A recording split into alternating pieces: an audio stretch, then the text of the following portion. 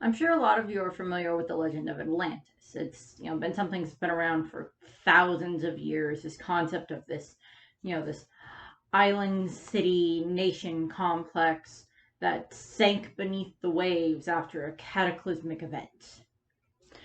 Well, Disney was also quite interested in that, and they did a movie and a sequel. So that's what we're going to be talking about in this video: is Atlantis: The Lost Empire. The movie came out in 2001, and we do have the dog here with me. He's currently got his head trying to look out the window.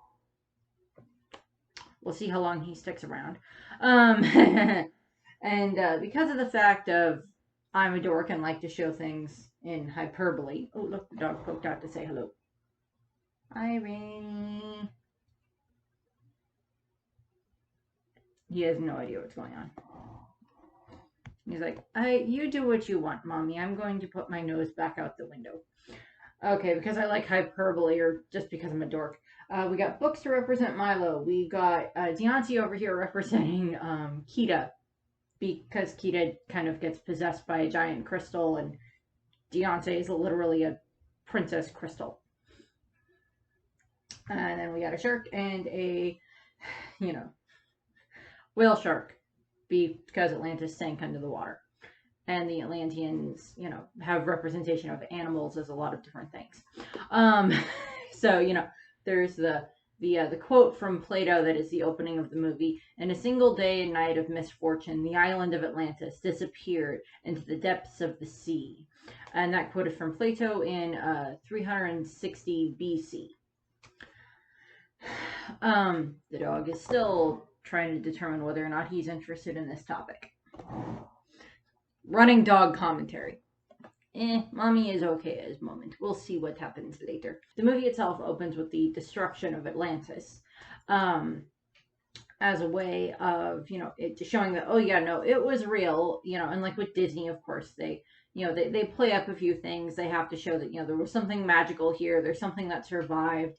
And in the course of the opening, we see it that many of the, as we watch, we see, all these, all the citizens running about. We see this beautiful city set up with, like, circular rings, because Atlantis was described as a kingdom with, as a kingdom made up of, like, circular rings. And they had, like, technology beyond anything at the time: healing technology, medicine, travel, energy, all this stuff. Way beyond anything that should have been around at that point in time. And the dog's moving. He's like, can I step on the shark? And the dog is gone. As we watch throughout the course of the first part of the movie, the prologue of the movie, we see that, that there's this giant tsunami that seems to be making its way toward Atlantis, and, like, all the people are being told to head for the shelters and everything. And we see the king and the queen and the princess, and the princess, or the queen, is trying to, keep the princess going so they can get to the shelter and everything. And then there's this giant crystal that's hovering above the city. We learn that this is later referred to as the heart of Atlantis. The crystal hovering above the city, sends out, like, these, beams of light that then one of them kind of connects with the queen, and then, takes the queen, and then the king, protects the princess, so that way she doesn't, see what happens to her mother. And what ends up happening is we see that, the crystal takes in the queen, and then the crystal summons this kind of force field. It controls these statues to make this kind of force field appear, and it only protects a certain part of the city. So unfortunately, there's still a lot of Atlanteans that do die. As the giant tsunami comes, it, crashes into it. The city, the center of the city was kind of protected, but so many of the other residents were, just, killed, lost, whatever. And, the rest of the city, everything outside of the force field was destroyed, and the force field itself, sank the city beneath the waves, in a single day and night. And it's gone. There's still the legends of Atlantis that permeate. It's talked about in lots of different cultures. Admittedly, with Disney, of course, they take a few liberties here, which is fine. It's Disney. I'm fine with this. And then we cut to 1914. in Washington, D.C. at the Smithsonian Institute. And we are introduced to this character. His name is Milo James Thatch. And he's preparing this presentation about like how they should go and find Atlantis so they can find this book called the Shepherd's Journal, which would allow them to be able to find their way to Atlantis, because there's supposedly this man that, you know, hundreds of years ago, you know, made his way to Atlantis, and he wrote this book called the Shepherd's Journal, and then, you know, somehow it got lost. And, you know, talks about all the ways to get to Atlantis, or the main way to get to Atlantis. But of course, you know, unfortunately, most of the scientific community, particularly the people that are in charge of the Smithsonian, have this huge disdain for Milo and for his grandfather, Thaddeus Thatch. And so there's a lot that goes on there. And it's this kind of this cycle of, you know, nobody believes Milo, even though he can give them, you know, all this information, everything that he's been looking for his entire life, his grandfather's entire life. You know, all this stuff. We don't know anything about Milo's parents. It's assuming that they probably died at some point, and then Milo's grandfather raised him. We get this cute picture of the two of them, and like Milo has like his grandfather's, helmet that he wears, which is just kind of cute. But you know, Milo has determined that, okay, this book has to be on the coast of Iceland. And that, you know, if they just have an expedition, they can go there, they can find it, and then they can, you know, find this journal that proves that, okay, well, there's at least something here, so maybe we can find Atlantis. And, you know, the guys that run the museum are just like, no, they, you know, like they rearranged his schedule to make it that he couldn't come to the meeting. Milo is, you know, he's in cartography and linguistics, so he's good with maps and he's good with dead languages. But he is also kind of in charge of just keeping the boiler running down in the basement. That's his main thing, unfortunately. And he's good at it. He knows what he's doing when it comes to the boilers and the heating system and everything. But pretty much everybody else at the museum just thinks that he's a crack. That he's, you know, that he's crazy the way that his grandfather was. And it's not good for Milo. And one of the board of directors, Mr. Fenton Harcourt, who is he's voiced by David Ogden Stiers, who I've mentioned before in a lot of these Disney videos. He's in Beauty and the Beast. He's Cogsworth. He's in Pocahontas, both Pocahontas 1 and 2 as Radcliffe. He's also in the movie, horrible that is, Home on the Range, I believe, where he plays like a singing villain, and that's one of the Disney movies you will not see me talk about because I have watched it once and I don't like it. But moving on, he tells Milo, you know, Milo's trying to explain to him, no, you have to do this. You have to at least look at all of my research. And he, you know, and Fenton and Harcourt's just like, no, Milo, you've got a lot of potential. Besides, we need you to keep the boilers running and everything with winter coming. And it's just like, they just completely you know, derail him. They don't care. They think Milo's crazy. And, you know, it goes from something where he's like, well, you've got a lot of potential. And then it shifts into, well, we need you to keep the boilers running. So why would we want to get rid of you? And, you know, Milo quits. And then he goes home and he ends up meeting, there's this woman in his apartment. And she's a rather attractive woman. And Milo is very confused by why this woman is in his apartment, which I don't blame him. I would be rather confused too. And he's like, what are you doing here? And how did you get into my apartment? And she was like, I came down the chimney. Ho, ho, ho. Yes, we get the Santa Claus reference. Very creative. Thank you. Her name is Helga Sinclair. She explains to Milo that she's there on behalf of her employer, and she takes Milo to this huge mansion. And they kind of set up the thing of like, it's a dark and stormy night outside, so it's just like, well, this is ominous. And they get to the mansion.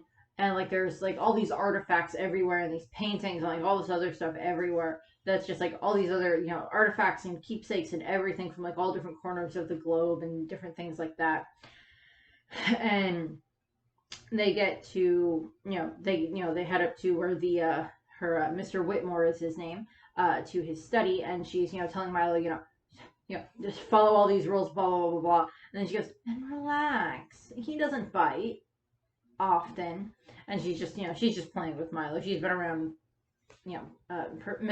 Preston Whitmore is his name. She's been around him quite a bit to know how he works. And Milo looks around, and he gets into the study, and he looks around and he sees this portrait, and it's a portrait of his grandfather and Mr. Whitmore. And Milo's like, Grandpa? And then he hears this man talk behind them, and he turns around and he sees this old man doing yoga in a bathrobe. And the man's pretty dang flexible for his age. I'll give him that. He's, twisting his legs all around and everything and putting his feet on his head. And I'm like, hey, the man's pretty spry for his age. I'll give him that much. And, he's like, yep, that is that. Best man I ever knew. And he's like explaining, well, I knew your grandfather. And he's like, my grandfather never mentioned you. And then he does a handstand and his bathrobe falls down. And he's like, well, he knows I like my privacy. And Milo's pretty much thinking in his head, as well with the audience, it was like, gee, I can't imagine why. And they work through that and they talk, and he's explaining like, well, your grandfather was my friend and everything, and he there was just something sitting over there on this desk that I need to give you that was from him. And Milo goes and he opens the package, and it's from his grandfather, and it's the Shepherd's Journal. And he's like, this is the Shepherd's Journal. How did you find this? Where did this come from? And then he's like talking about it and everything. And he's like, Preston's kind of playing Mr. Whitmore is kind of playing a little bit of like devil's advocate. And he explains that, he's like, well, maybe it's a fake or whatever and everything. And Milo just looking at him was like, I would know if this was a fake. My grandfather would know if this is a fake, because like the entire thing is written in Atlantean, so they can't read it. So nobody can read it. Only Milo or his grandfather would have been able to read it. And what ends up happening is, Whitmore keeps playing the devil's advocate a little bit with them. And he says, okay, here's what we got. I made a deal with your grandfather that if he found that book, not only would I fund the expedition, I'll kiss him full in the mouth. And, and he shows this picture of like it, like just after they kiss. And it's just like, it's like two old men just like no.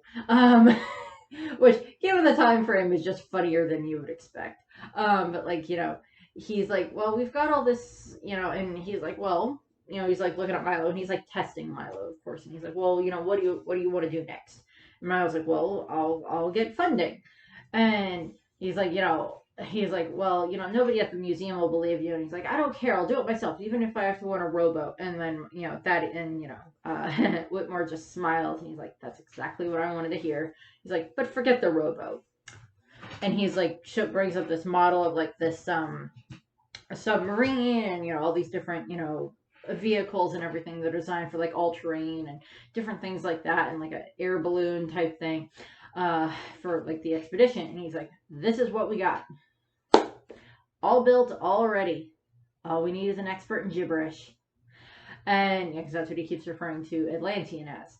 And, and Milo's just like, but, what about my job? I have to give notice. And he's like, you quit this afternoon. And like, just like listing off all this stuff.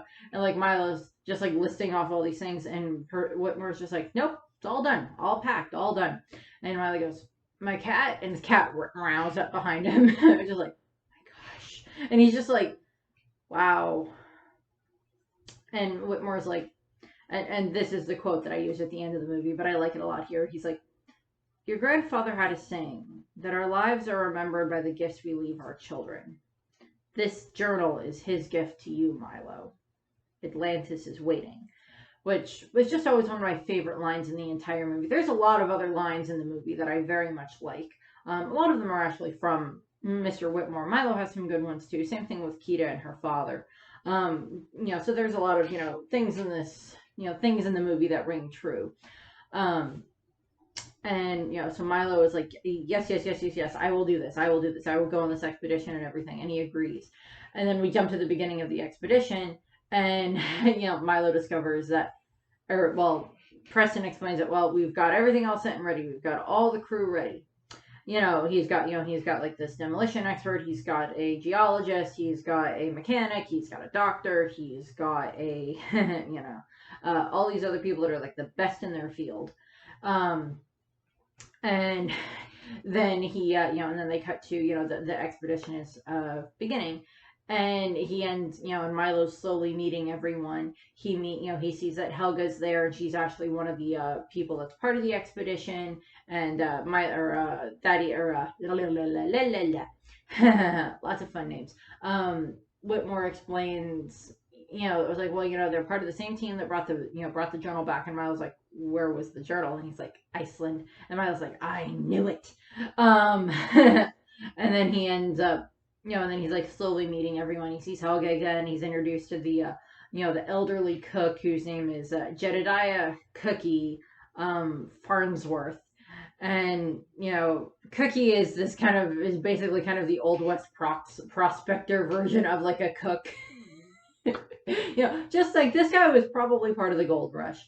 And him and Helga are arguing. It was like, why do we have all this? Why are all these things here? I don't need all this stuff for cooking. And she's like, the men need the 4 basic food groups, like, lettuce and everything. And he's like, I've got your 4 basic food groups. I've got your 4 basic food groups. Specifically holds up 3 fingers: beans, bacon, whiskey, and lard. And I'm like, I'm okay on the bacon one, but can we make sure there's other things too? And then he meets the demolition expert, who is Vincenzo Vinny Santorini. Explains that he's Milo bumps into him, and he's just got like all this dynamite and everything. And Vinny is just like completely calm, and he's just like, and Milo's like, what else you got? They're like listing off all the stuff, and he's just like, notepads, dynamite, all this other stuff, paper clips, big ones. And I'm just like, thank you, Vinny, I love you. And then he meets Commander Rourke, who is the Commander Lyle Rourke, who is the leader of the expedition. He's the one that's in charge of making sure that things run smoothly. He explains that him and Thaddeus had gotten along well. He's like looks at the book, and he's like, well, we needed someone that could read that, but I'm definitely not it. It's like nice pictures, but I prefer a good Western myself. I'll go over the voice cast after I finish with the first movie. Barring a few snips here and there. But we, and he's like, him and Milo kind of, talk a little bit, and then they get on the ship after, Whitmore sees him off. And then we're introduced to a bunch of the other characters. We're introduced to, the rest of working our way through the rest of the group. We're introduced to Wilhelmina Packard, who is kind of the intercom lady, the radio operator. And she has a lot of like great one-liners throughout the movie. She can like cue in and do her job, and then she'll go back to just like sitting and smoking on her, smoking while she, listens to everything and talks on the phone to her friend. And the submarine itself is called the Ulysses. So there's some references there to mythology. And the ship heads off, and the submarine is dispatched, and everyone's off to their quarters. And then Milo makes his way to his quarters, where he's introduced to the geologist. I say introduced to, it's more like threatened by the geologist. I'm probably going to pronounce this. Giante Moliere. He's French. And he collects dirt from all over the world, which is not a bad thing. I mean, like, hey, that's what you want to do. But he decides to put it all in Milo's bed. And then he gets angry at Milo when Milo sits in it. And then he ends up, he's like, he kind of accosts Milo, and he like pulls out like a piece of like dirt or whatever from underneath Milo's fingernails, and like he examines it, and he's like able to determine everything about Milo. Blah, blah, blah, does maths, does this, blah, blah, blah, blah, blah, blah, has a cat that's starting a little, blah, blah, blah, blah, blah. And he's just like able to determine all of this stuff about, like who Milo is, just from like that one little bit of his, one little bit of dirt under his fingernail. And then the doctor comes in, and that is Dr. Joshua Sweet, whose actually full name is Dr. Joshua Strongbear Sweet, because he is of Native American and African American descent, which, and he's, we kind of learn a little bit about some of their backstories a little bit later on, which I'll go over when we get to that. But what ends up happening is, Dr. Sweet introduces himself to Milo after he, scolds Mole, and he like pulls out soap. He's like, ha ha ha, don't come back, I've got soap. Milo, or Symbol, like hides. I love that moment. Get back, I've got soap. I just always find that funny. Again, Atlantis is one of the movies where it's like, I've watched it enough times throughout my childhood that it's just like, even if it's been a little while since we watched it, I'm still sitting there going like, yep, I know that part, like doing the lines, saying them out loud and everything. All that stuff. I love doing that with movies. It's like, that's when I know that I'm kind of getting them more ingrained into my soul. And what ends up happening is,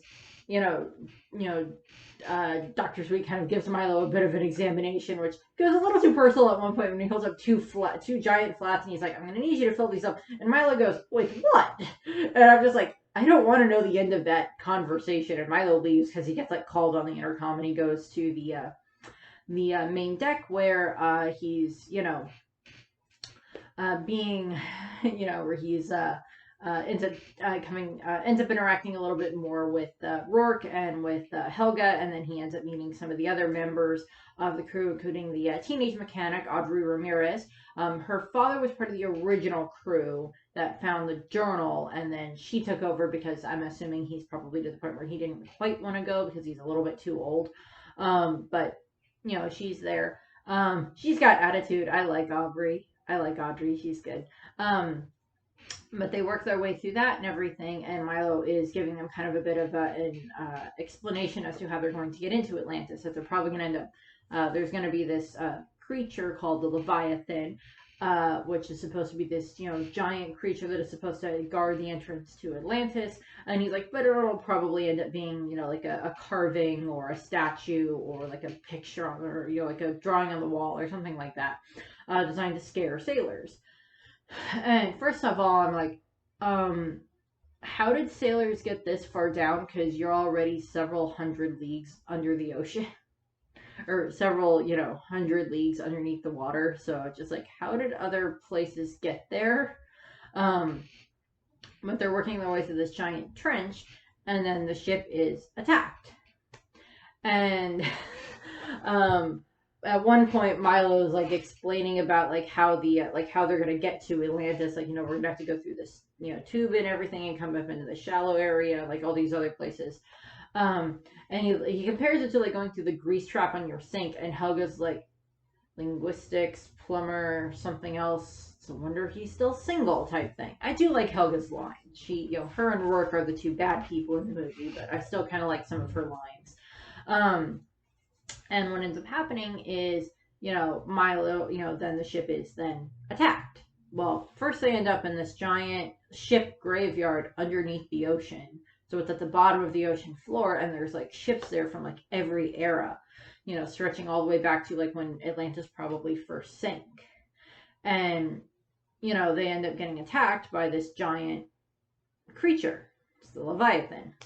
And it, when it gets close enough at one point, it grabs the ship, and they're like, they realize it's a giant machine, because it's like its eye actually works. It's, Milo gets a look at its eye, and it's revealed to be a giant machine. And then they're all trying to, evacuate the sub. And, we get all the main cast plus some extras onto the sub, and like all of them are trying to, onto the escape pods and everything, and everybody's trying to escape. Unfortunately, there's a large amount of the crew that does not escape and ends up dying on the sub as they're making their way through. And they end up finding, they find their way into the air pocket that Milo mentioned. And this is, they give like a eulogy to the crew that didn't make it, unfortunately. And then they keep going with Milo leading them. And, the expedition continues forward with Milo leading, and they work their way through as he translates the shepherd's journal. There's different, different interactions that we get, different tricks that get played on Milo by the rest of the crew. And to a degree, Milo does feel a little bit left out because like the rest of the crew are all, getting along and being friends. Whereas, Milo's kind of off on his own. And he gets a little sad by that and everything, but he just keeps going, keeps translating through the journal and reading everything out and everything and figuring out like, okay, this is where we got to go next, this is where we got to go next. And then they end up coming to this giant block in the road, and they need to, there's this giant machine called the digger that Mole gets to drive, that's basically this just giant drill on a truck, on the front of a truck. And Mole uses that to try to start digging, digging through the wall, but it kind of busts. And Audrey comes over and she's trying to figure out why it's not working. And Milo, comes and he like, Audrey goes off, and then Milo like grabs into the thing and like messes around with it and like whacks it with like I think there's like a wrench or something in there that he whacks it with, and he gets it working again. And then Audrey comes over and she's like, how did you do that? And he's like, he pulls up like this big, like, he does do a little bit of like the mansplaining, but it's because he got to finally do something that didn't make him look like a complete and utter nerd. So I kind of don't blame him for it. And he's like, well, you see, this model is very similar to the one that we have at the museum, although ours is a slightly newer model. So this is this. And like, sometimes you just have to be a little bit more forceful with them. And Audrey's just like, okay, fine. Yes, thank you very much. Moving on now. And then she kind of, does the punches his arm. And like, because he flinches, she gives him 2 more. Because that's just the way that Aubrey is. And they get their way through the wall, and then they find their way into this. There's this giant glowing mass in the ceiling. It's like bioluminescent. And they all set up camp there for the night. And the rest of the group finally invite Milo over to eat with them. And this is when Milo kind of starts to learn a little bit about their backstories. He learns that Sweet's parents had been, that his father settled down in the Kansas territory where he met his mother, and that he was raised that he's raised with modern medicine and medicine in regards to like how the Native Americans were. So he's got a lot of that. He was, on like he was like sewing up Rough Riders on San Juan Hill for that type of thing, because I think from what they determined that Sweet's supposed to be about in his mid-40s or so. And like, so they've got that, and then they cut to that night when they're all eating around the campfire and everything. And Milo like shows them the book, and he's like, well, you see, there's this passage in here where the shepherd seems to be leading up to something, and then it just stops, and then it goes on to something else. And it seems like he's talking about a power source, but I can't figure out what it is. And it seems like there's a missing page.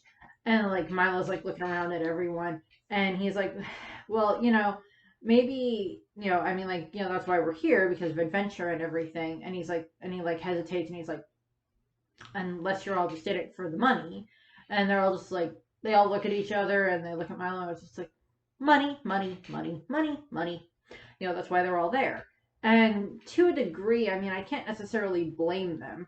It's 1914, so they're not in the Depression yet, but still,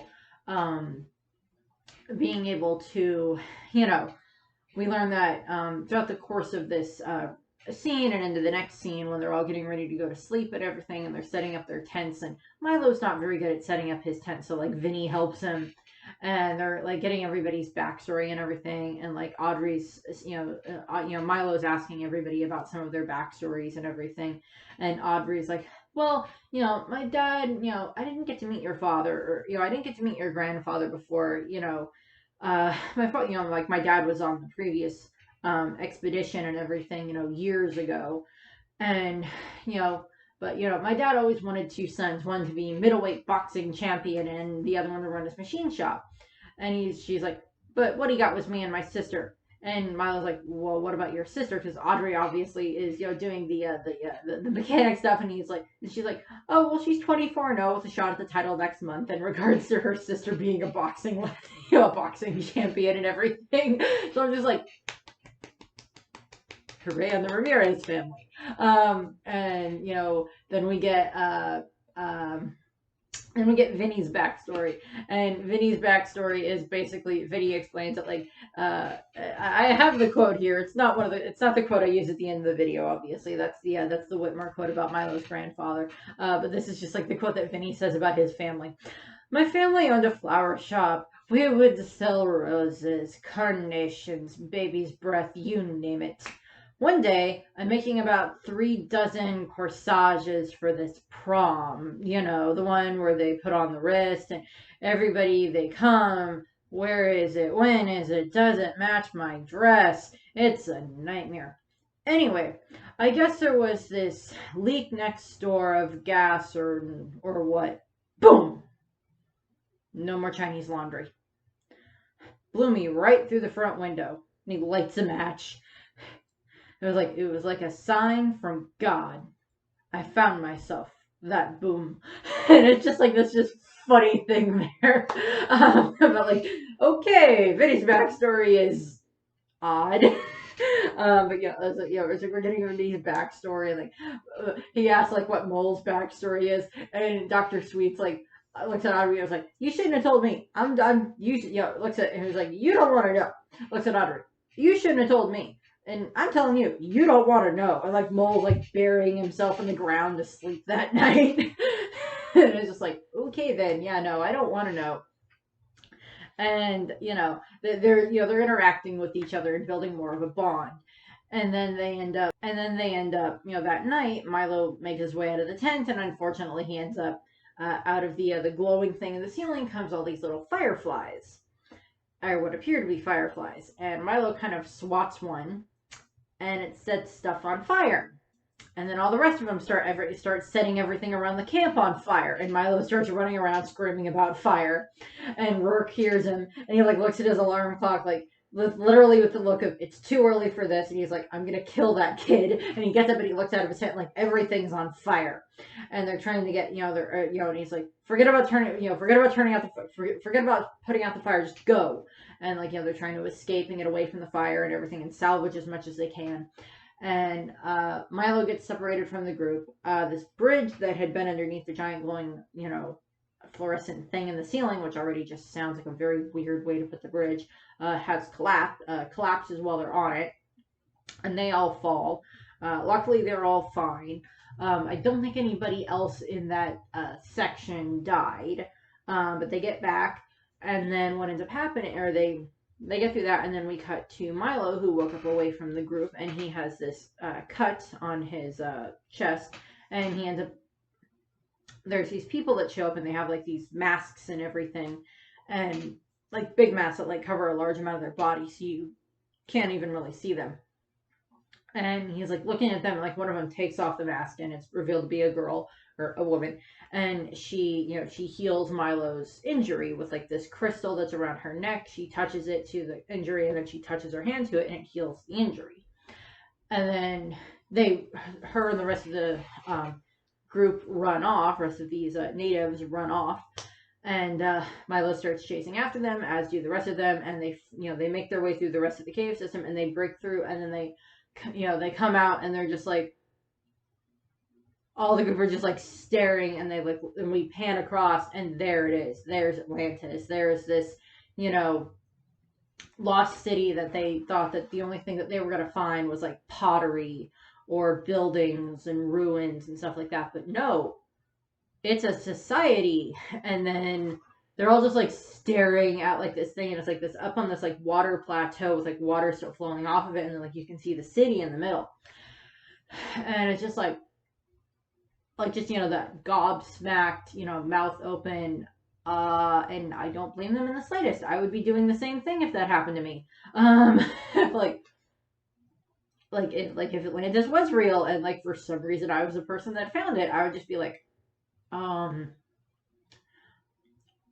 very confused right now, in rethinking everything I've been taught in history class, type thing. And so they all, and then, they're just like, okay, what's going on now? And then like the natives show up, and they're trying to figure out, like what they can, what they do. And like Milo starts, they start talking to Milo, and talking in Atlantean, And then Milo starts talking back with them, and he starts working his way through like Tim and the native takes off the mask thing again. It's revealed to be the same girl, and they keep going back and forth, and they keep shifting into different languages. And then they shift into French, and then Mole goes, oh, "They speak my language," and then he says something probably extremely rude or dirty to the girl, and then she punches him, and then Audrey goes, "About time someone hit him. I'm just sorry it wasn't me." Um, and then they get to English, and the girl goes, "Welcome to the city of Atlantis." And then, she takes them into the city, and she takes them to where her father is, and her father is the king, and this is the young girl all grown up that we saw at the beginning of the movie. And they meet the king, and the king doesn't really like them there. He wants them to leave. And what ends up happening is, I don't necessarily blame him for that. He wants them to leave because anytime that like outsiders show up, it's not a good thing. The very few amount of outsiders that have probably been able to make their way down there. But he doesn't want them there. They have weapons. And he's trying to get them to leave and everything. And Rourke was like, "Well, how about just let us stay for one night so we can restock on supplies and rest, and then we'll leave." And the king kind of relents. And then it's revealed that the princess's name is Kidagakash. Kita. I call her Kita. I used to have way back when like Atlantis first came out in 2001, when the movie first came out, either McDonald's or something, or it was just like one of the toy sets that they did at like somewhere. I don't remember if it was like from Happy Meals or whatever, but they did do a thing where they had like the like plastic versions of like the crystal necklaces that the characters wear, that the Atlanteans were in the movie. And I had one for a very long time, and I have no idea where it ended up. I don't know if like I stupidly got rid of it at one point or what, but I had one for a very long time.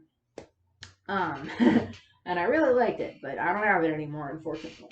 I wish I still did. Or if I did, I'd be wearing it right now, or at the very least, like, show it, but I don't have it anymore. If I do have it, it's buried somewhere, and I have no idea where that would be. Long way ago. But Kita decides that she wants to talk to Milo, and the rest of the group are just looking at, like, Milo, like, "Okay, well, you need to go and talk to her. Someone needs to talk to her, and see what we can do about this matter, so we can maybe stay a little bit longer." Well, the others go and like explore the city, and Milo agrees, and he goes to try to talk to Kita, and then they start basically kind of not interrogating each other, but they like they bond over asking questions. And she like looks him over, and she's like, "You have to be a scholar, right? Well, with your diminished physique and large forehead, you are suited for nothing else." And I'm just like, ouch, burn. And so Milo is just kind of like, "Yes, I'm a scholar." And like they start doing back and forth questions of well, how did you get here? How did this place come to be? And Milo asks, "Well, how did this get here? All of this end up down here?" And Kita's like, all I remember is the sky going dark and people shouting, and then this light in the sky, and and then we were here." And she's like, the light took my mother, is what my father said. And Milo's like, "Oh, I'm sorry about that." And then he's just like, "Whoa, wait a second." And it was like, "Back up." And he's like, "Okay, whoa, how old are you?" Basically, like he's doing the math in his head, and like admittedly, like he mentions, like given the date that we get for like supposedly like when Plato talks about Atlantis, in 360 BC, that's 20. Well, at that point in time, in regards to the movie, for 1914, that would have been about 200. Math. No, I can't do math. Is about 1300, 23,000 years ago, or 2,300 years ago. And we don't know. There's like thoughts for like when Atlantis actually what Atlantis might have been, or supposedly when Atlantis would have disappeared. Some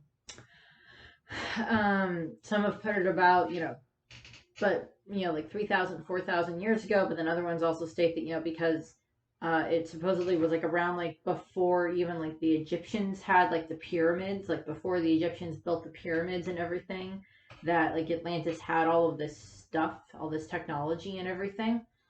And, in that case, it could have been that, like 5, 6, 7,000 years ago, but we don't know. But it's just like Milo does like weird math, and it's just like the way that he does the math is like Kita is not nearly as old as she should be for being in Atlantis when it sank. So it's just like, okay, yeah, no, we get a little bit of an off there for math, but that's fine. But Kita's like, yeah, I was there, and Milo's like, but you look good for your age. And then Milo and her keep talking, and then she's like, well, how did you find your way here? And he shows her the Shepherd's Journal, and she realizes, she looks through it, and she sees that it's written in Atlantean, and he's like, and she's like, you can read this. And he's like, yeah, of course I can read it, just like you. And he realizes that she can't read Atlantean, and he says, oh, and she explains like, well, that knowledge was lost to us, in the time of the Maybell Mock, which is the Great Flood is what that translated to. They actually created an entire language for Atlantis, which I love, and I'll go over that a little bit toward the end of the talking about the first movie. But what ends up happening is Kita and Milo kind of bond, and she shows him this kind of fish type vehicle that's like it's like a vehicle that looks like a fish. And he's like reading the instructions on it that say, how to make it work. And you have to take your crystal and plug it into this slot and then keep your hand on the thing and then like turn the crystal. And like, Milo and Kita get it working again. And then, it crashes because they touched it and then it crashes. And then they spend the rest of the day just kind of like learning more and more about how, how Atlantis works, how the people are there, how they keep thriving. And she's like, we're not thriving. Yeah, we've survived, but, every year a little more of us is worn away. And yeah, there's still kids running around Atlantis because we see kids and we see families and everything, but, and people seem happy, they walk around, they see people fishing, they see, and Milo's also telling Kita about like the people on his crew and everything. And, we see the rest of the crew kind of there doing other things. Seeing some of the Atlanteans get tattoos, seeing other things, trying the food. That night at dinner, we see a lot of them eating, and it's just like this moment where it's just like, okay, weird food that the Atlanteans eat. And then, Sweet is the doctor is just like, he's perfectly fine with it. And then like Vinny is just like, no, because some of it's still alive. And like so we see that and everything, and then Kita takes Milo to the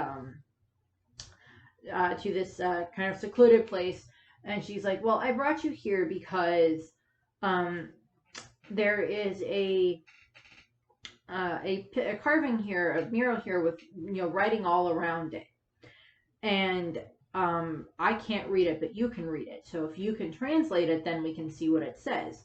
And, Milo tries to read this thing that's already there, and she's like, and he turns to her, and she's like taking off part of her skirt so she can go into the water, and he's like looking at her like, like,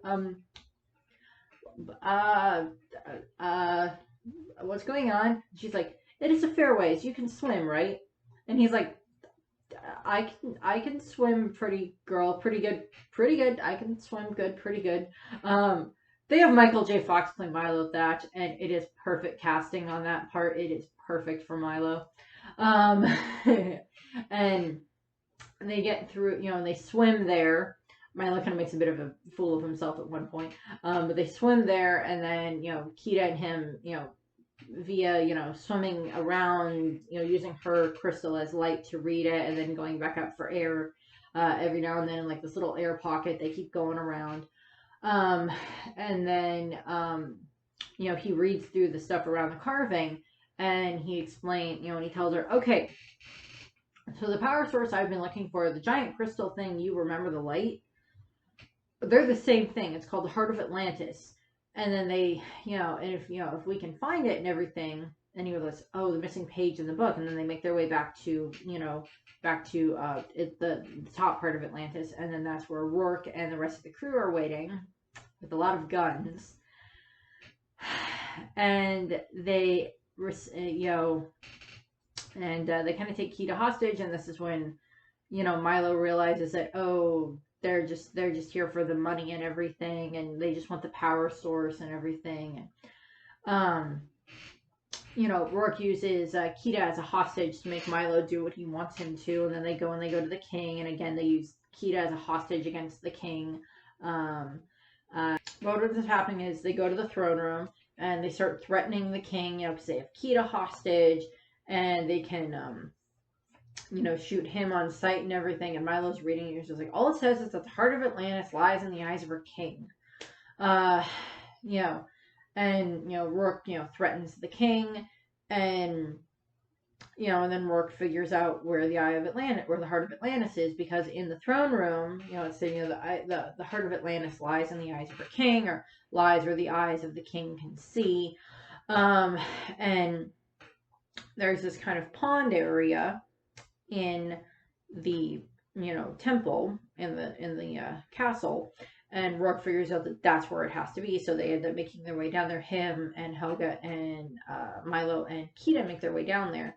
And what ends up happening is, they get down there and we see this crystal there. And around it are all these like carvings and stone that kind of look a little bit like masks. They're supposed to be the visages, the things that honor the kings that have been in the past, the kings of their past. And like Kida recognizes them, and she falls down and she just starts praying and everything. And Milo doesn't want to interrupt her, but he also doesn't want her to get killed by Rourke, because then Rourke makes Milo start trying to tell him what is up there and everything. And Milo starts explaining it, and then lights come out of the crystal again, and one of them kind of grabs Kida and kind of pulls her in. And Kida forms into the crystal. She gets absorbed into the crystal and then basically becomes a living entity of the crystal, of the heart of Atlantis. And that's kind of an interesting moment to watch. And Kida has all this power flowing through her, and then, Rourke and Helga get her back up, and then they, trap her inside of this, kind of cargo thing that they can, transport her in, and they're all getting ready to leave. And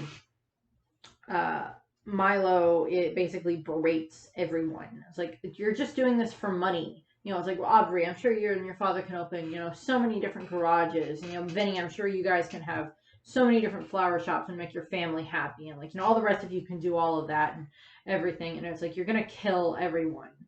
And one of the things is, he just like, Milo just gets so angry about it. And Rourke then punches him, and ends up breaking the picture that Milo brought with him of his grandfather and him. Breaks that picture. And, Milo still has the picture, but the frame got broken, which is, a representation of, dreams being crushed to a degree. And then what ends up happening is the rest of the group, Sweet's already still up in the castle, because Rourke kind of, hurt the king, and Sweet was against that, so he's kind of already defected, because he's trying to, heal the king and see what he can do to make the king better. The king's like, I don't know, 8,000, 9,000, whatever years old at this point in time. King's had a long life. But they end up, the rest of the group end up, turning back, and they go back with Milo, and they basically berate, Rourke again, and say that, decide that, you can't do this, you can't, we've done some bad things, but this is ridiculous. We can't just condemn an entire race of people to die just for our own greed and everything. And Rourke is kind of planning on selling the he can kill the Atlanteans, and then he can sell the crystal, Kida crystal, to Kaiser Wilhelm II of Germany. Yeah, that's kind of supposed to be a hint of, at the beginning of World War I or just moving into World War I. So yeah, not good. Um, but what ends up happening is, the rest of the group stay behind.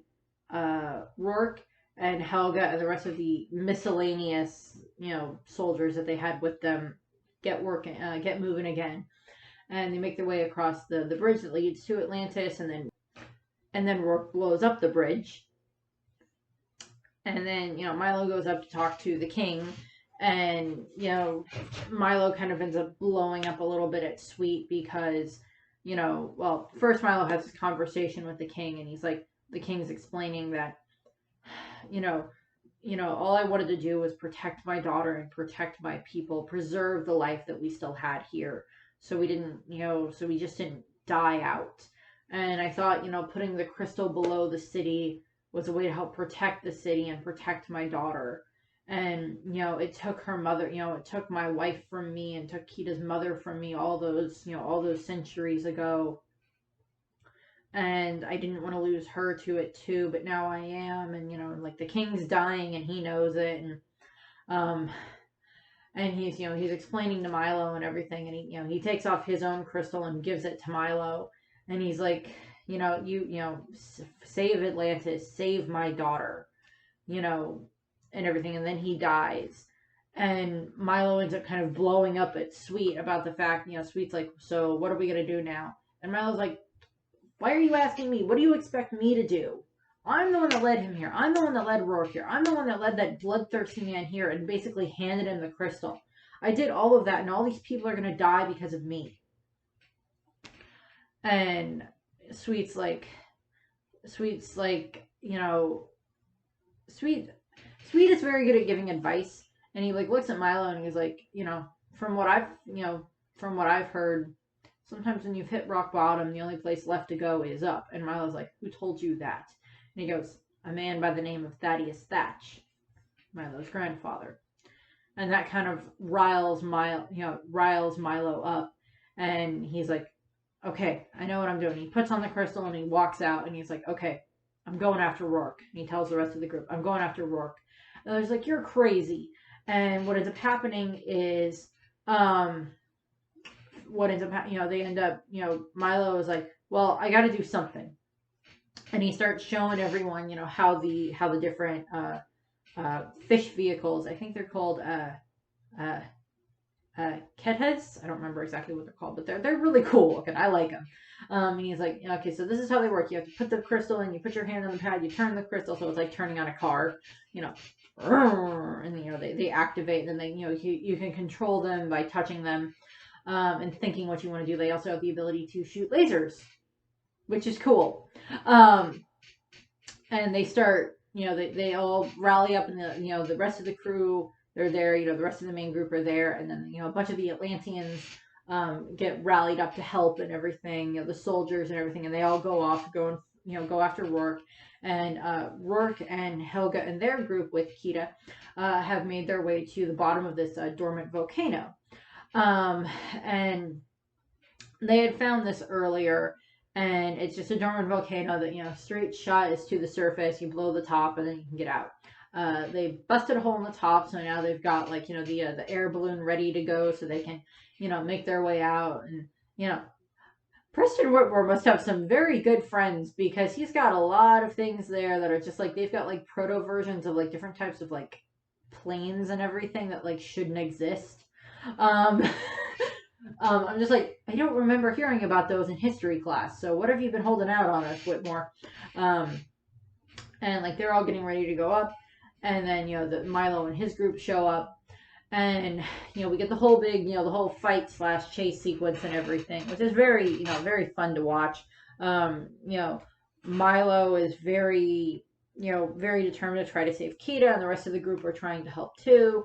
And they all end up running around, and Packard, the radio intercom lady, is like, she's taking pictures all over the place of like as they're fighting and everything. And so they're doing all of that, and they're working their way through that, and they end up fighting, and they bust part of the balloon, so Rourke ends up having to like drop Helga off the air balloon, so it'll keep going. And, she gets very angry about that, of course. And then what ends up happening is Milo has gotten onto the hot air balloon, and he's trying to fight Rourke and trying to trying to free Kita, of course. And Rourke and him are fighting as they're going, and Rourke grabs an axe, because of course there's an axe, and he's like trying to chase Milo with the axe, and they're down on the because it's the setup is there's the balloon here, and then there's like propellers on the balloon to keep it going up. And then underneath that is where Kita's kind of box cargo thing is hanging. And, and that's where that's hanging. And Milo and, Rourke end up fighting on top of that. And Rourke breaks there's a glass window on it. And Rourke broke that. And Milo grabs a piece of it, a piece of the glass, and then he ends up cutting Rourke with it, and then Rourke turns into this like crystal beast type thing, because it like infects him and like turns him purely crystal, and he can still somehow move, but Milo ends up running him into the propellers and everything, so Rourke's dead. And then when Rourke shattered, all those little pieces of crystal that he turned into broke the chains that were holding Kita's cargo thing to the hot air balloon. Helga also kind of like fired at the hot air balloon from the ground to blow it up.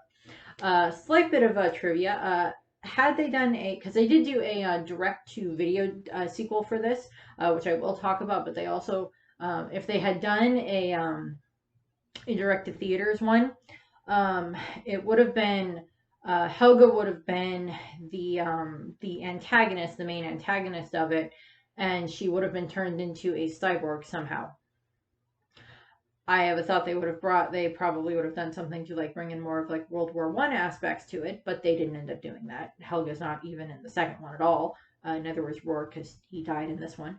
But they end up going to, they end up, getting Kita, they get the cage or the, cargo thing that Kita's in, and they get back to Atlantis with a few hiccups along the way. They get back to Atlantis because the the volcano's about to explode, and so the lava's rushing toward them and everything, and they get back to Atlantis, and Milo manages to open the case so Kita can get out, and then Kita activates her power, and out of the ground come all the different the stone carvings of the previous kings. They come out, and they Atlantis just starts glowing with all the different carvings all over Atlantis start glowing, and Kita and the crystal rise up into the air, and the mass starts spinning around her to form this the giant light that Kita remembered seeing as a child, to form the full heart of Atlantis. And then she sends out beams that hit all these different statues all over the place that stand up, and then they make their way to the edge of the plateau that Atlantis is on, and they they activate their kind of giant force field setup that then protects Atlantis when the lava comes, and then the lava covers over the top of the force field, and then from there the lava hardens and then cracks apart and falls off the force field, and Atlantis is fine, and everyone's perfectly fine, and Kita is lowered out of the crystal and kind of returned to Milo. And, so she kind of remembers a little bit about being in there, and she may have gotten to, because the king explains that the heart of Atlantis, it actually feeds on the memories and the thoughts and the lives of the people, as in, those that came before them. So the crystal is alive. To a degree, and so Kita's mother's spirit, to a degree, is still kind of preserved in there, so that still would allow, like, when Kita was possessed by the crystal, she could still to a degree commune with her mother while she was there, say goodbye to her mother. And what ends up happening is, they see, as they look out over Atlantis, that so much of the city is now uncovered, that there was parts of it that were still underwater that has now been uncovered and revealed, and everybody's safe. And then we cut to, the rest of the group are getting ready to leave, and they're thanking Milo for saving them, and Milo's group for saving them and everything. And what ends up happening is Milo says that, I'm going to stay here. There's an opening for someone in gibberish. There's an opening for an expert in gibberish down here, so we can start teaching all the Atlanteans how to read and write in Atlantean again. And the rest of the group are saying goodbye to Milo and saying goodbye to Kita, and they get like a picture taken, which is not a very good picture, but it's still a cute picture. And like they're sending them back with like each of the different members of the expedition that survived got one of the crystals from Kita, and they're honored as heroes, and they get like a whole bunch of this gold and everything that they can take back with them. And they get and they're sent back to the surface, and they get back to Mr. Whitmore, and they're all there, and they're all in their nice clothing and everything, and they each have like their piece of the crystal. Audrey has it as a necklace, Cookie has it as like one of his teeth, Vinny has it as an earring, some of them have it like part of like their bow tie or something like that. So they also wear the piece of it. It's just not as conspicuous. And they're all talking to Mr. Whitmore, and like they're going over the story for the press of what did you find when you get down there? Nothing. Rocks, fish. Like this whole thing of like we didn't find anything. Milo went down with the sub. Rourke was devastated. Helga went missing. All this other stuff. And it's just it's funny to watch them all interact together. And Whitmore is looking through all the different pictures that Packard took, and seeing all of them, and seeing like some of the battle things, seeing Milo and Kita together, and then there's like this little package sitting there, and it's it says to Mr. Whitmore, and he opens it, and it's the picture of Milo and his grandfather when Milo was a little kid, and inside of it is one of the necklaces, one of the jeweled necklaces, crystal necklaces for him, and it says, I hope this is enough shred of proof for you, thanks from both of us, Milo Thatch, and thanks from him and his grandfather for keeping his word. And Whitmore puts on the necklace, and then we cut down to Atlantis, where we see Milo and Kita, and they completed the effigy for Kita's father, for Kashin Kim, and Milo's actually the one that looks like he's putting the finishing touches on carving it, and then Kita kind of brings it to life and imbues it with power with her crystal, and like Milo has his own crystal, and he also has like a tattoo on his shoulder, and then the crystal goes up and joins the rest of the crystals. And then Kita and Milo kind of climb up. Kita is now queen of Atlantis, of course, and they kind of climb up the building and everything, and like they watch, as Kita's father kind of joins the rest of the kings, and that they're looks over the newly restored city, which is very nice. So for cast, we have Michael J. Fox as Milo Thatch. Michael J. Fox has been in so many things, but also for Disney, he was in Homeward Bound as Chance, who's the more the new dog of the family. I love the Homeward Bound movies. Cree Summer was Kidagakash, Kita, Nedaka. And then we have James Garner is Captain Lyle Tiberius Rourke. Then we had Corey Burton as Mole. Corey Burton has been in so many different things in regards to voice acting and everything. Although I think I read that Mark Hamill, aka Luke Skywalker, did audition for the role of Mole, but they went with Corey Burton instead. We have Claudia Christensen as Lieutenant Helga Sinclair. We have John Mahoney as Preston B. Whitmore. He also was, since I did the Emperor's New Groove recently, he also plays Pappy in Kronk's New Groove, Kronk's father. We have Phil Morris as Dr. Joshua Strongbear Sweet. I don't think I saw anything else that he's done that I can remember off the top of my head that's either Disney related or anything big that I can remember, but I could be wrong. We have Leonard Nimoy as Kashin Kim Nagaka, who is of course Spock. What else do I need to say there? He's Spock from Star Trek.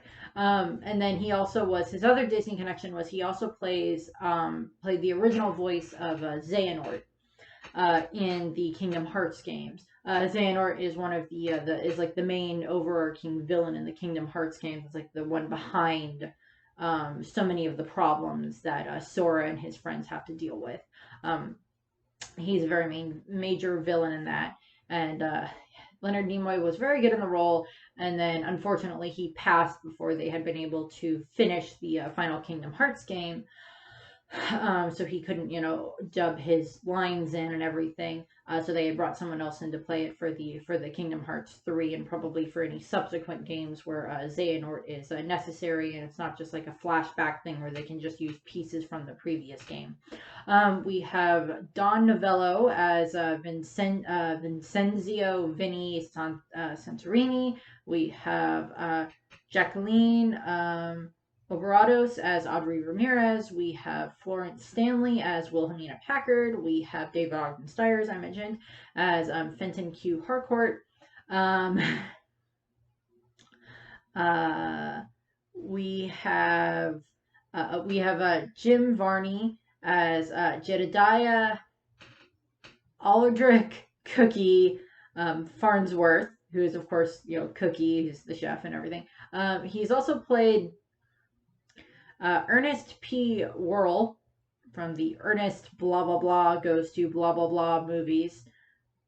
I've never actually seen any of them, but okay. My main reference for him is he's also Slinky Dog from the Toy Story movies, or at least from like the first couple, because unfortunately he died before they finished with the Atlantis Milo's Return. A little bit about the history for the movie of Atlantis. They created their own alphabet for the movie. And here's the alphabet. And I actually did my first name, Amanda, in the letters. And then I also did the channel name in the letters. Yeah, don't ask me how to say it Atlantean because I don't know. There was like a bonus feature on the thing where you could like learn to speak Atlantean, but it's just like, I don't know. The movie is one of the rare Disney ones that's not a musical. It was originally so nerd trivia. Joss Whedon had actually been involved with the original script for Atlantis, and yeah. Buffy and Angel and Firefly and Avengers Assemble and all that stuff. Him. He was involved in the one of the first run-throughs of the script. He was one of the first writers on it, or part of one of the writers for the beginning of it. And they've been doing it as kind of like Man of La Mancha, which is this journey type thing. And that was kind of one of the basis for what they were doing. And it didn't end up doing musical. They didn't end up doing it as a musical, obviously. There's a song over the end credits, which is a nice song, but it's not a musical in the movie. There's nice scoring throughout the movie. But it didn't really work for a musical. I'm sure that they could have found some way of putting in music, but I'm kind of glad they didn't. It's not really one that lends itself to a musical necessarily. I was trying to think if there would be like any spot in the movie. It's like beyond like the bit where they show like Kida and Milo where they kind of show them bonding and falling in love on that day. There's not really any spot in the movie that would have worked for like a song or a musical or anything like that. So I'm kind of glad they didn't do that. I'm at least glad they didn't make Rourke sing. That would have been weird. Nothing against James Garner, but I just don't think that would have worked very well for that character. But he had been involved in it. And he'd been, part of it for a little bit, but then he got like transferred to, I think he ended up going to do Toy Story actually. But he still kind of got credit for it a little bit. As I said, they did the alphabet for it. They did a fair amount of like research onto what could be there in regards to historical references that they could throw in. Then we move on to Atlantis, Milo's Return. which came out in 2003. It was a direct-to-video release, or direct-to-DVD. And what happens is the movie starts off in... actually, the movie starts off above the surface. Or above the surface. Yeah, the movie starts off in space. The movie starts off on the surface where we see this ship in Norway that is attacked by these giant tentacles, and it's attacked by this giant, this kraken type thing, and it sinks the ship. And then we cut down to Atlantis, where we see Queen Kida. She has since married Milo, and he is now king, although given the fact that Kida is the one that holds the bloodline, she's the one that has more power. But Milo is still kind of this, he's worked on teaching everybody how to read and write in Atlantean again. He's worked on, he's worked on trying to restore, fixing different statues and different things like that. The people are learning more and more about their own culture, more how to use the crystal's power to help them. We see a little bit more of the Atlantean flora and fauna in this. One of the fauna is a dog that's it's a creature that's called a lava dog. That is adorable. That is like Kida and Milo's pet. And it's just adorable. And like Kida's happy being queen, and they're working on restoring the city and everything. And they're still cautious about things, but they're working on restoring everything. And then what happens is there's like this signal that goes out that like invaders are coming, and they all get ready for a battle. And then it's not invaders, it's Milo's comrades. They show up, and he's like so happy to see all of them and hugging everyone. And he asks how where's Mr. Whitmore, is he okay? And he's like, I'm fine. And Mr. Whitmore is there as well. And, Audrey explains, well, it was a lot easier getting down here this time. Like, these crystals let us get past the Leviathan quite easily, as opposed to last time. So they were able to get through. And, they just kind of basically follow the same path that they took beforehand. I would say that they could have gone through the volcano, but no. I don't remember if they state exactly how long it's been since the end of the first movie, in regards to like the timeline of the story. I don't remember if they state specifically, but Milo's happy to see Professor Whitmore, see Mr. Whitmore and everything, and Mr. Whitmore's happy to meet Kida and everything. And they explain that, okay, well, there's something going on the surface. That's why we're here. There's these weird sightings that keep happening, and we don't know if it's Atlantean or not. And so they end up going to the surface. Kida goes with, Kida and Milo go to the surface with them. So it's the first time that Kida gets to go to the surface. The premise for the movie was that it was actually supposed to be an animated series that they were going to do on Disney Channel. So like what they had done with, like Lilo and Stitch animated series. Lilo and Stitch are the next ones. And given that there's like 4 movies and a TV series and Kingdom Hearts tie-ins, that's gonna be like 2 or 3 videos. I'm sorry, that's gonna be one of the longer ones. So we'll see what happens with that. But Atlantis, they originally planned on doing it as like a episode by episode thing, or like a couple of episodes to do different story arcs, and like explore different things like mythological things. And it was actually supposed to have a Gargoyles tie-in, as in Gargoyles, the Disney animated series Gargoyles. It was supposed to have a tie-in for that, with either well, considering the fact that Atlantis takes place like before all the gargoyles wake up, it would have just been that like they interact with Demona from Gargoyles, which me as a kid and like me learning about that would have been like, why didn't they do that? I wanted to watch that. That would have been fun.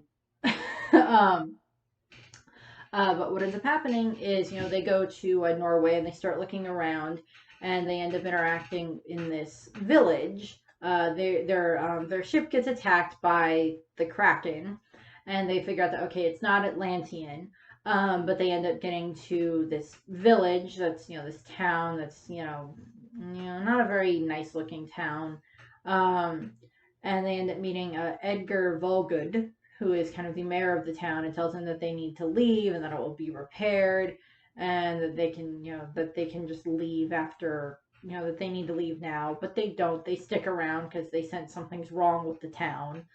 And they end up finding out that this guy, Edgar Volgood, it actually kind of made a deal with the devil. They talk to this innkeeper, and she explains that, well, he made a deal with the devil a long time ago, the soul of the people for the life of the town, to keep the town going, but, kind of it trades all of our souls to a degree and allows him kind of to control us. And, she explains that, okay, well, we've got to do all this stuff, and we've got to do this. And, he kind of, we can't let our little ones outside anymore. And, Milo and the rest of the crew end up finding their way down to where kind of Volgood's hideout was, and on like the side of a cliff, by the sea and everything. And they get there, and they get, there's like a few distractions that happen along the way, but they end up finding out that Volgood actually has the Kraken. And we think that he's controlling the Kraken, but we actually find out it's the other way around. The Kraken, he made a deal with the Kraken, and the Kraken is actually kind of controlling him. And they learn this because at one point Audrey ends up getting possessed by it, and then so does Vinny. And they end up, they end up destroying the Kraken, and that, that frees the town and everything. And there are two kind of deleted scenes. Oh, there's like two alternate scenes. There's like a deleted scene at the end of this part because Inger, the lady who's the innkeeper, has explained that she has a child. And what ends up happening is in the original scene that they use in the movie, Milo and the crew are leaving, and she says, now I can raise my child, in peace, raise my little one in peace. And the deleted scene makes it a lot creepier and a lot worse because it's the same thing. It's her, holding her child, and as she walks off, tentacles pop out, and like implying that the Kraken's not gone. And I'm like, oh my god, why? Yeah, that's just weird and disturbing in that one. But that's, they were kind of trying to set it up to be like, adventure week to week type thing. Doesn't end up happening. Then we cut to, they go back to the they go back to Preston Whitmore's house, and they talk there, and then they end up getting sent to the Southwest, where they end up meeting with another friend of Preston Whitmore's who had been like attacked by like these weird sand coyotes, and he was hurt, and they go and they visit him, and he kind of plays up his injuries a little bit to try to get sympathy from like Kita and Audrey. And then like they go and investigate his house, and like they look all over, and like it looks like everything's been like worn smooth from like the sand and everything. And there's like sand everywhere. And then they end up going to this trading post, which is ran by a guy named Austin Carnaby. He's not a very nice man. He is like trying to, he sells artifacts and everything, and Milo doesn't really appreciate this, but Kita ends up buying one of the artifacts called Chikashi, which kind of looks like it has like Atlantean carvings on it. And she gets that, and then on their way back to trying to go back to the city, they end up running into this native, and they give the native a ride. And he basically warns them that they need to not stay here, that they need to, stay out of their own, stay out of what doesn't belong to them, what's not their own business. And then he just kind of vanishes, and then they end up getting attacked by the sand coyotes. And Audrey doesn't like this because it keeps ruining her car. And then they end up finding their way to the whole premise of this is that Whitmore's friend, the old guy, had ended up getting some type of artifact that he shouldn't have gotten his hands on from a place he shouldn't have been. and the sand coyotes are trying to stop him. And then, Austin Carnaby, uh, uh, sorry, Ashton Carnaby, had gotten a hold of the same artifact, and the crew, the Milo and his comrades take him, with the Mole is there, and Mole is able to like track where they came from, because he can lick the pot. It's very disturbing. He like licks the artifact, this pot, this vase or whatever, because he likes to eat them. It's weird. And him and the lava dog Augie get along great. But they end up getting away. They end up finding their way to where the artifact came from, and they see all these other artifacts there. Like, all this stuff should not exist in one place at the same time. And then they end up getting attacked by the sand coyotes, and Carnaby tries to, ties them up and tries to kill them, and like all this other stuff. And then the Native American man shows up, Chikashi. Okay, so I got those names flipped around. Sorry. There's like a different name that they use for like the deity that Kita had seen, that Kita recognizes. But what ends up happening, or maybe they were the same. I don't remember. I'm confused. Sorry. The Native American man shows up, and he's like, okay, well, if I can believe you, if I can believe that you'll keep this place secret, then tell me your secret. And they can't. They won't tell him. And they pass his test, and he's like, you've passed my test. Don't, you have your secrets, we have ours. It's like this concept of, that all these cultures that are shown here, that are represented in the cave, and like it's stuff from Native America, Mesoamerica, way in South America, way north and other places, all that were influenced by Atlantean culture. But like none of this should be in the same area. And they end up, he's like, I'll keep it safe and everything, but it's Kita, informs Kita that she has to choose Atlantis' destiny. And then we cut to the third mystery, is kind of involves Mr. Whitmore a little bit more. He's kind of just acts as like his house kind of acts as like a base for all of them to come to in between the different adventures. But they end up going back to Mr. Whitmore's house, and Kita is still kind of confused a little bit about different things in regards to surface culture. She doesn't quite get the point of like putting like spears inside of a glass case, because like the spear would be a better protection than the glass case, but the glass case is to protect the spear so it doesn't wear away, so she doesn't quite get that. And what ends up happening is Professor Whitmore, or Dr. Whitmore, or Mr. Whitmore explains that one of his old competitors, Eric Hellstrom, had stolen possession of this spear of destiny, aka Odin's spear, or Gungnir. Lots of references there for that. That he had taken that. And he explains that Hellstrom had actually kind of gone mad a little bit with the stock market crash, ruining his company. And Hellstrom now thinks that he is Odin. So given the fact that they mentioned the stock market crash, it's probably been a couple of years. It's probably been at least, 1918. Or, 1918. Maybe? I don't remember. There was like a stock market crash and it messed with his company. So I'm just like, okay, certain time frames for this does not work. But I'm not worrying about like the timeline for Atlantis necessarily. But they end up going to where he had been, and that the spear is actually an Atlantean artifact, and that Whitmore was actually just going to give it to Kita and Milo to take back to Atlantis to keep it safe. And they go to the Nordic mountains where they end up getting there. And they find this castle there, and it's Hellstrom's castle that he bought, and he has it like floating above the mountain. And I'm like, okay, yeah.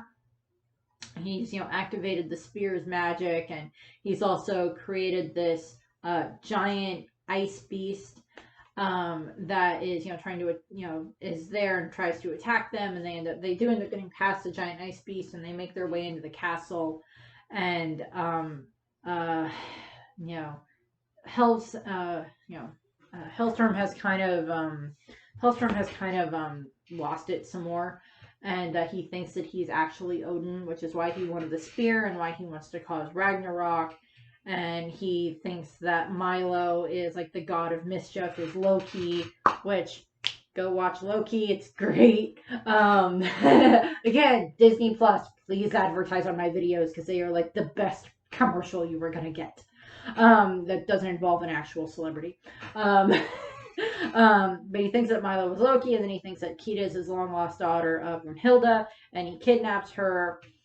And then they go to start Ragnarok, so they summon the giant lava monster, which is a reference to the fire demon Surtur. Again, Ragnarok reference if anybody wants to watch that, for Thor.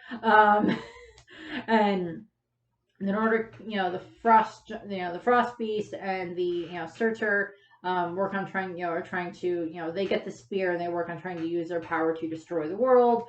And Milo and his group eventually are able to stop them.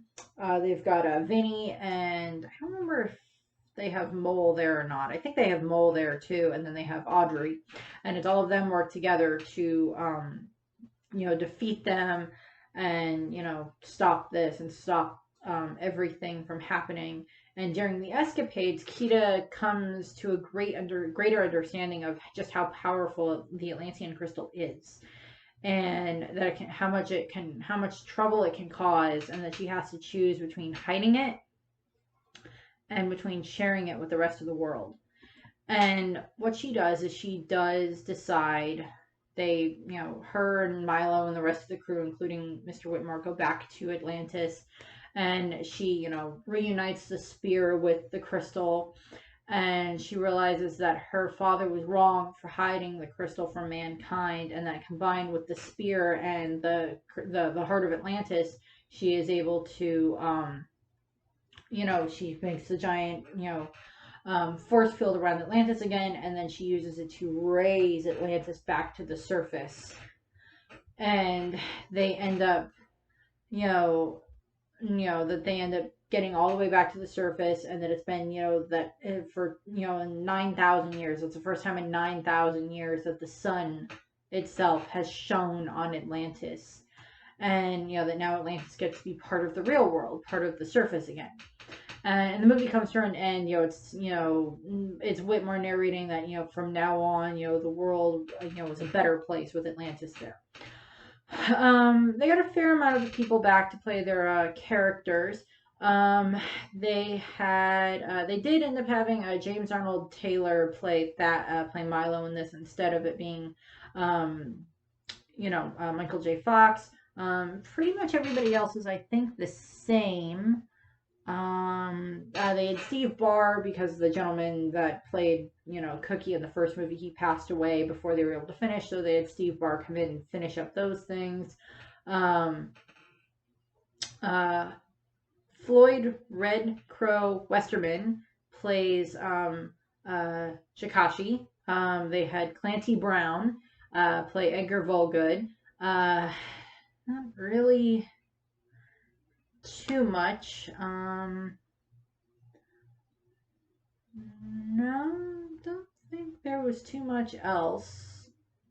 Nope, not really anybody else. He had Frank Walker play Augie, who's the mantle dog, the lava dog. That's basically what we have for Atlantis. I do very much like Atlantis. Although when my dad and I watched it, my dad's like, "Well, what's the next movie that we're watching?" And I'm like, "Atlantis: The Lost Empire." And he goes, "I forgot that was a Disney movie. I thought it was a DreamWorks movie." And I'm like, "No, it's Disney." So yeah, we got that one. I do like the sequel, of course. It's not my favorite out of all the Disney sequels, but I do very much like it. And I love the original one. And I do believe, in the fact that, our lives are remembered by what we leave our children, by the gifts that we leave behind. That, the world that we leave behind for our kids can tell us a great deal about us. So the next one will be Lilo and Stitch, and as I said, there might be um, 2, maybe 3 videos for the Lilo and Stitch, because there's Lilo and Stitch the original, there's the Kingdom Hearts tie-in, there's Lilo and Stitch 2, Stitch Has a Glitch, there's Lilo and Stitch, the third movie where they end up revealing all the other, that there's all these other experiments. There's then there's Leroy and Stitch, and then between that movie and the Leroy and Stitch movie, there's like the whole animated series that they did.